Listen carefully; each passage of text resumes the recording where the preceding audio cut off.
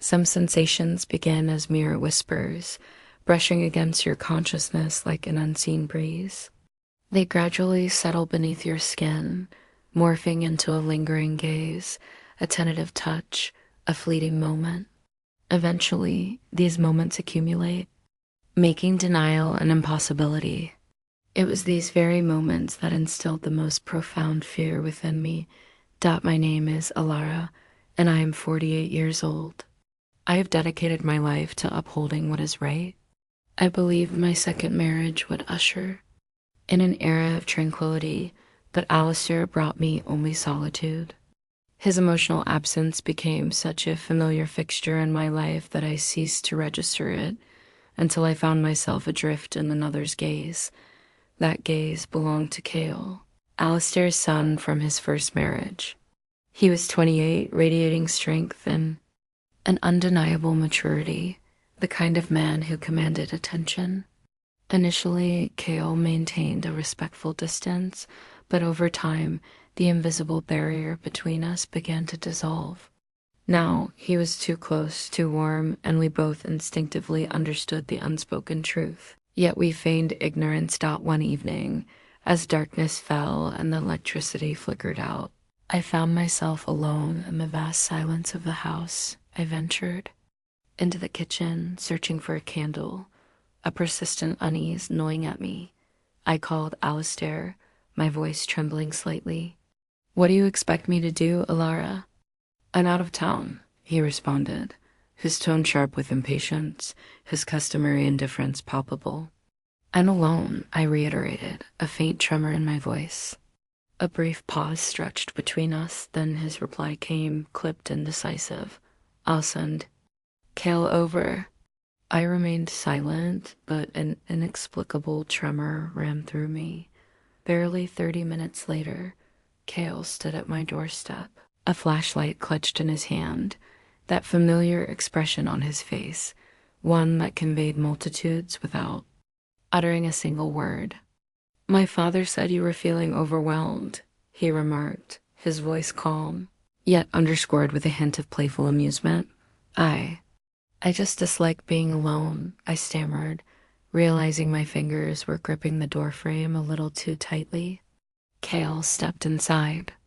A light rain had begun to fall, and his leather jacket was damp, his broad shoulders gleaming faintly in the dim external light. I closed the door behind him. "The power is still out," I murmured, almost to myself. Cale's eyes met mine, holding my gaze intently. Is that truly such a drawback?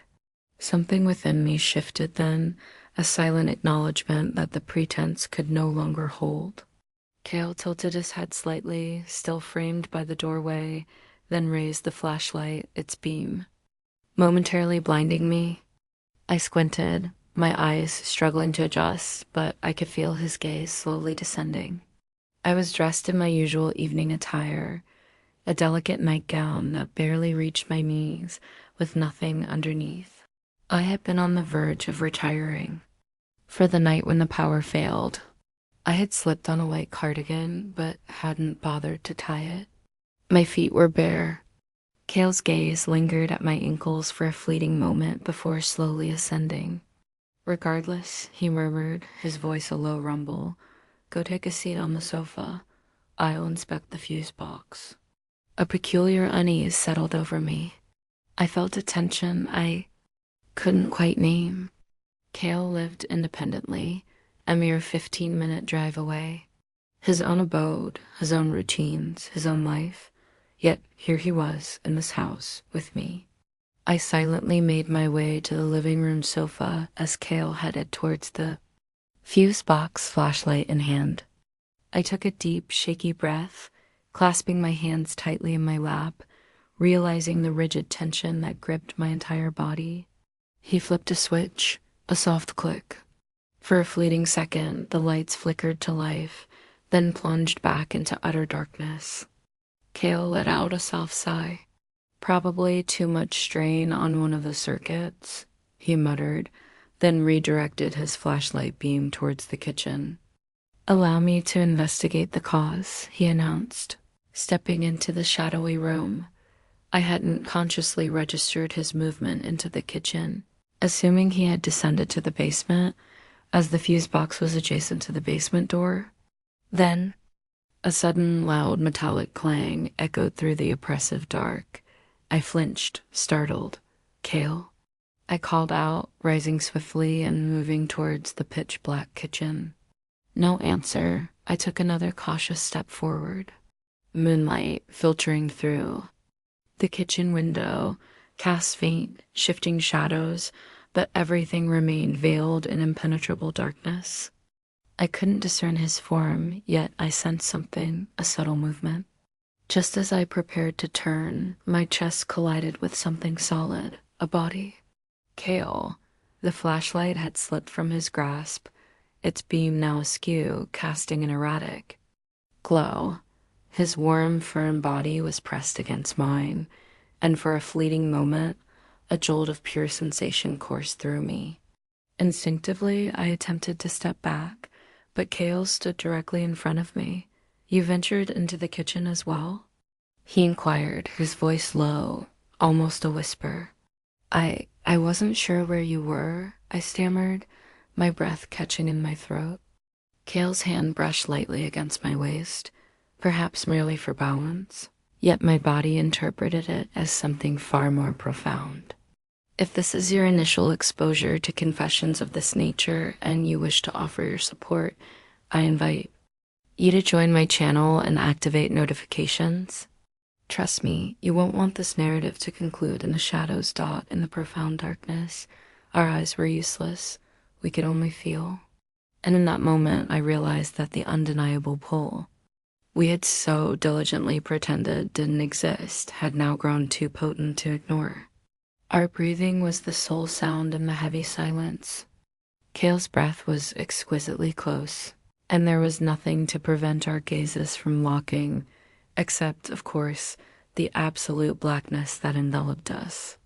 I placed my hand on his chest, attempting to create a slight distance, but he remained steadfast, and so did I. "Alara," he whispered, the mere sound of my name spoken in his voice sending an involuntary shiver through me. I needed to regain control. I shook my head faintly, drew in an unsteady breath, and forced my voice to sound normal. "What seems to be the issue?" I managed. Kale slowly withdrew his hand from my waist, yet he remained in close proximity. The flashlight lay abandoned, and the kitchen was almost completely swallowed by darkness, with only a slender ribbon of moonlight trickling through the window, casting soft, elusive shadows. "I believe it's the washing machine," he murmured. "It must have been operating when the power failed and is now attempting to restart." I swallowed hard. "So we need to unplug it, right?" Kale nodded, but a palpable hesitation hung in the air, an unseen yet intensely felt tension. Finally, I perceived the subtle shift of his silhouette as he moved towards the washing machine, his form barely discernible in the faint light. Then another loud clang reverberated through the room. I flinched. "What was that?" I whispered. Kale had crouched down, but he lifted his head slightly, his lips curving into a small, knowing smile. "I think I bumped something over," he said, his voice calm, perhaps too calm. Then he reached for the plug, pulling it free. I exhaled deeply, pressing my back against the counter, striding to steady myself. My heart continued its frantic rhythm. I commanded myself to calm down, but how was I to achieve that? Even in the darkness, nothing had truly changed, for emotions, unlike objects, required no light to be felt. Kale straightened once more, and I felt his eyes upon me. "Why do you appear so tense?" he inquired, his tone gently teasing, yet with an undercurrent of something deeper. "I'm not tense," I retorted instantly, but Kale remained unconvinced. I heard his footsteps in the dark, one step, then another. "I know," he said slowly. "I'm tense as well. Something constricted within me." I was unsure of my next move. Should I retreat? Should I avert my gaze to another part of the room? But I did none of these things, for Kale was directly in front of me and I had allowed him to draw this close. For a moment, I had no inkling of what might unfold. Kale remained motionless, his voice still low, our bodies almost touching. In that precise instant, I realized that restoring the power had become nothing more than a convenient excuse. We required no pretext to prolong this charged moment. But then, unexpectedly, Kale pulled back. "Allow me to attend to the fuse first," he stated, his voice still a little rough around the edges. I simply nodded, unable to articulate a response. Kale exited the kitchen, heading towards the fuse box. Even as I listened to his footsteps recede, the oppressive weight upon me remained. Then, click. A moment of pregnant silence followed by a sudden burst of light that flooded the kitchen and the rest of the house. Asterisk, as my eyes adjusted, a realization dawned upon me. I felt utterly exposed. The darkness had been a protective shroud, enveloping me in its anonymity, but now everything was laid bare.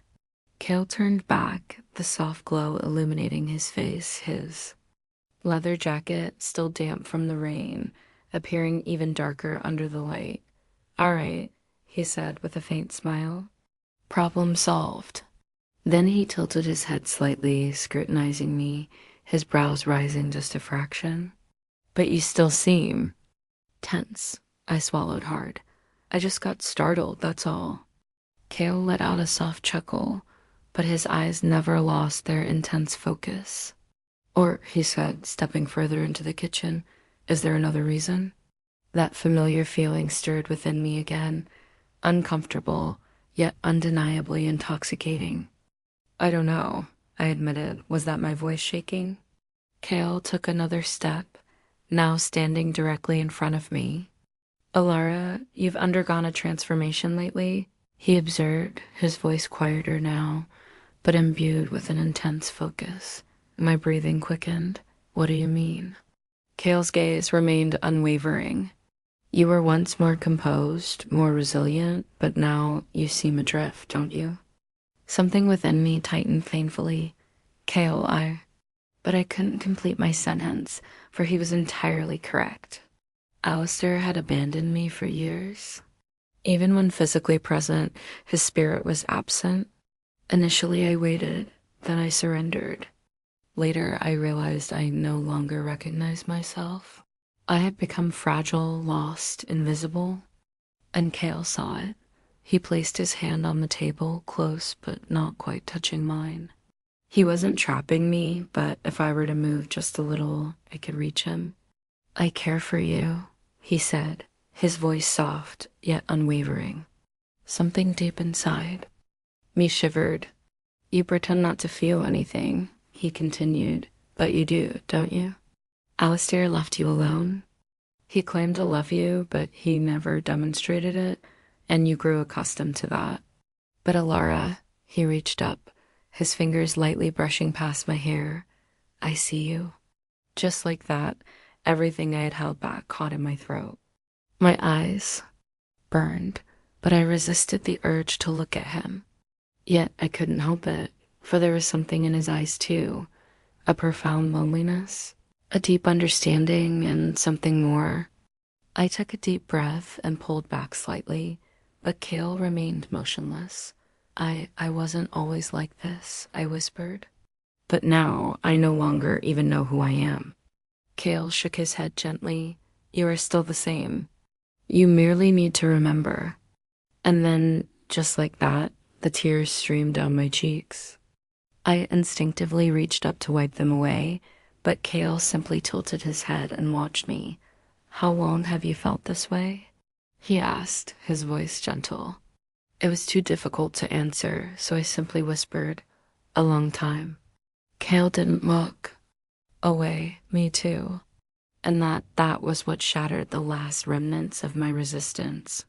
For this moment, it wasn't solely about me. He too was alone. He yearned to be seen, to matter. The silence in the kitchen deepened as my tears continued to fall. Kale didn't judge me. He simply understood. I had been alone for so long that this warmth, this moment enveloping me, felt utterly foreign, yet terrifyingly right. Kale let out a slow breath, lifting his hand from the table and leaning back slightly. "Come on," he said, nodding towards the living room. "You look utterly exhausted. There's no way we're celebrating me fixing the fuse like this." I forced a small smile, but something inside me still trembled. We walked into the living room together. Kale sat at one end of the sofa, and I settled beside him. He had removed his leather jacket. His t-shirt clung to his body, still slightly damp. He ran his fingers through his hair. He looked utterly drained. I was exhausted too, but not merely from this night, from years lost in the emptiness that had consumed me for so long. I didn't even realize when I allowed my head to rest against Kale's shoulder. His body was warm, solid, and for the first time in my life, I felt as though someone was truly holding me. His breathing slowed, and so did mine, and before I knew it, my eyes drifted shut. When I awoke, the room was dimly lit. For a moment, I was disoriented, unsure of my surroundings. Then I felt it. My head still rested on Kale's shoulder, and, more significantly, his head was leaning gently against mine. My breath hitched. Kale stirred slowly, his eyes fluttering open. He lifted his head just a fraction, just enough for our eyes to meet. For a second, we simply gazed at each other, but that look, it held so much. A warmth spread through me, and my heartbeat quickened. Kale's gaze dropped to my lips, and then he leaned in. My breath hitched. He kissed me. At first slow, hesitant, but then everything we had suppressed crashed into that single moment. My hands moved of their own accord, sliding over his shoulders. Kale's hand found my waist, pulling me closer. This was it, something long buried, something forgotten, rising from the ashes, and this time I yearned for it. I kissed him back, fully, deliberately, and I knew nothing would ever be the same. When Kale finally pulled away, we were both breathless. We looked at each other, his eyes still exploring me, still wanting me, and for the first time, I wasn't trying to flee from it. Kale didn't look away. Instead, he whispered, his voice deep and slow, "I've cared for you for a very long time." My breath was unsteady, but his words unlocked something within me, something that had been sealed away for years. I swallowed, releasing the turmoil within me, and took a step towards him. I maintained eye contact, allowing everything I had been suppressing to pour out. I've never felt anything this profoundly right before. Kale didn't hesitate, not for a second. He simply watched me, and then we both moved simultaneously, slowly at first, then with increasing urgency. Our lips crashed together again. This time, there was no hesitation, no restraint, no denial. My hand slid up to his shoulders. His hands found my waist, pulling me in closer. My heart pounded as we kissed, my fingers tracing down his arms, until my hand reached for my straps. My breath caught as my fingers hooked around them, and slowly I slid them down. Kale froze as he watched me, but his eyes, they never left mine. He was seeing me, he was loving me, and that's why, without a second thought, I allowed myself to sink down onto the sofa. Kale inhaled sharply, and in that moment, I knew there was no turning back for him either. Kale placed his knee on the sofa, turning his face towards me as I lay back. I watched him freeing himself from his clothes, and it affected me more profoundly than I could articulate. He understood me, he cared for me. He was young and impossibly handsome. For the first time, I didn't feel alone. Just then, I noticed the deliberate movement of his hand, and I cherished it. I felt something grander than anything I had ever known before. This time, I didn't wish to surrender to mere excitement. I longed to surrender to raw emotion. I was not alone. I could feel that truth in every fiber of my being. I opened my eyes. allowing my hands to slide down from Kale's shoulders. I wrapped my arms tightly around my own legs. Kale, breathless and flushed, looked irresistible, and in that precise moment, my body tensed. My nails felt as though they were piercing into my thighs. My legs locked completely, and with a soft cry, I surrendered myself. I was instinctively pleading with Kale to do the same. It didn't take long. He listened. I felt a deep warmth expand within me, and afterward, I whispered a soft thank you. When he lay down beside me, he was completely out of breath. We didn't exchange a single word. I simply listened to his steady heartbeat, waiting for his breathing to normalize, and before I knew it, I had drifted off to sleep right there. I knew Alistair wasn't returning home, and in that moment, nothing else mattered. Nothing but this profound sense of relief. This unexpected peace as I slipped into slumber. When I awoke that morning, I had no idea Kale had a surprise awaiting me. I had never woken up this elated before, never felt so utterly consumed by love that I desired to throw myself into a man's arms the instant I opened my eyes. But this time, everything was destined to go even further. Stay tuned, because this story is far from over. If you've journeyed this far, I know this narrative has captivated you. There is so much more to unveil, and you won't want to miss a single detail. So hit that follow button, activate notifications, and leave a comment below.